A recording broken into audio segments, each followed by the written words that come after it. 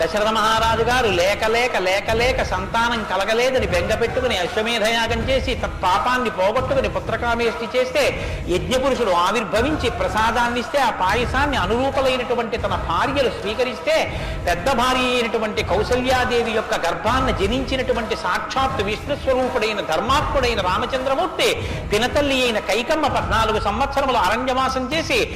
రాజ్యాభిషేకాన్ని విడిచిపెట్టుకోవాలి రామచంద్రమూర్తిని 2 వరములు రాత్రికి రాత్రి దశరథ మహారాజు గారిని అడ్డుపెట్టి నిగ్రహిస్తే తండ్రిని సత్యవాక్యమునందు నిలబెట్టడం కోసమని రామచంద్రమూర్తి రాజ్యాన్ని పరిత్యజించి నారవస్త్రాలు కట్టుకుని చెప్పులు కూడా విడిచిపెట్టి మహానుభావుడు అరణ్యానికి బయలుదేరి వెళ్ళిపోతున్నారు. ఆ వెళ్ళిపోతున్నటువంటి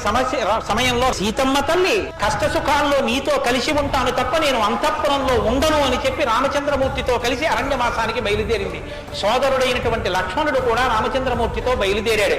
ముగ్గురు అరణ్యవాసం చేస్తున్నటువంటి సమయంలో చిత్రకూట పర్వతం మీద ఉండగా తనకి రాజ్యం కావాలని భరతుడు కోరకపోయినా తల్లి వరం చేత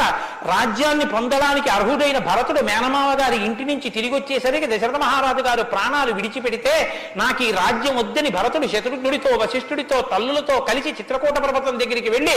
అన్నా రామా నాకొద్దు ఈ రాజ్యం నువ్వే తీసేసుకోమని ఎంత నిగ్రహించినా ధర్మాత్ముడు సత్యవాక్య పరిపాలకుడైనటువంటి రామచంద్రమూర్తి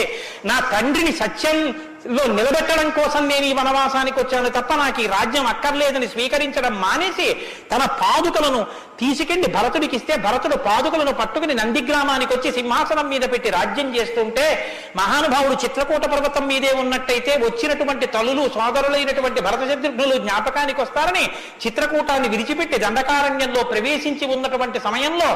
అక్కడ ఉన్నటువంటి రాక్షసులలో ఒకటి అయినటువంటి శూర్పణక వచ్చి రాముడి చేత ముకుచెవులు కోయబడితే ఆ శూర్పణక చేత ప్రేరేపింపబడిన కరదూషణాదులు త్రిశిరస్సు అనేటటువంటి 14,000 మంది రాక్షసులు రాముడి మీద దండెత్తి వస్తే తృణప్రాయంగా 14,000 మందిని నిగ్రహించినటువంటి రామచంద్రమూర్తి యొక్క పరాక్రమాన్ని శూర్పణక వల్ల తెలుసుకున్నటువంటి రావణాసురుడు అసూయతో సీతమ్మ తల్లి మీద